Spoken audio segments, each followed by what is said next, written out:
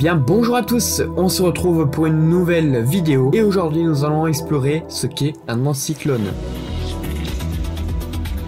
Pourquoi ils se forment, pourquoi ils sont de plus en plus fréquents en France et notamment en automne, et comment ils peuvent avoir un impact sur le climat, en particulier en provoquant une sécheresse continue. Tout d'abord, un anticyclone est une zone de haute pression atmosphérique où l'air descend vers la surface de la Terre. Cette descente crée une région de stabilité et de calme, donc généralement comme on le connaît, un temps ensoleillé et chaud. L'effet de Coriolis provoqué par la rotation de la Terre donne aux anticyclones une rotation dans le sens des aiguilles d'une montre dans l'hémisphère nord.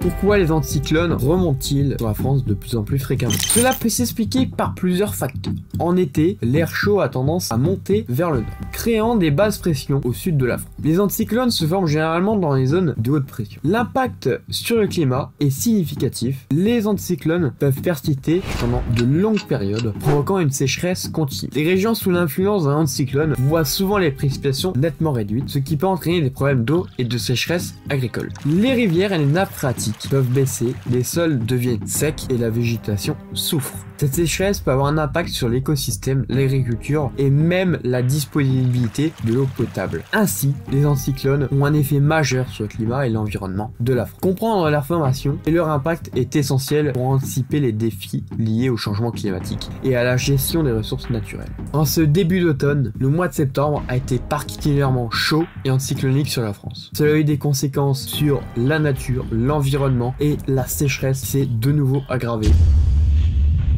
Mais savez-vous vraiment pourquoi? Eh bien pour cela, il faut revenir à la saison cyclonique 2023 qui était particulièrement active, surtout depuis fin août. Notamment, on a eu plusieurs ouragans qui ont circulé. On a pu avoir par exemple Franklin, Harold, Lee, Nigel, Ophélia, Philippe et Rina. Ces ouragans, pour la plupart, sont remontés vers l'Atlantique Nord. Et par conséquent, cela a eu des conséquences sur notre temps. Mais vous allez me dire, mais pas d'ouragans sur la France. Non, mais des restes d'ouragans qui ont influencé notre météo. Et comme vous le savez, les anticyclones. En effet, ces ouragans moins actifs ont fait balayer à l'avant les anticyclones, faisant remonter des hautes pressions vers le nord. Et par conséquent, on a pu voir des périodes anticycloniques en continu. Les ouragans ont circulé l'un après l'autre vers l'Atlantique Nord. Bien évidemment, ils ont perdu en intensité, donc pas de conséquences au niveau des phénomènes, mais en revanche, des anticyclones chauds et particulièrement intenses qui ont résisté sur la France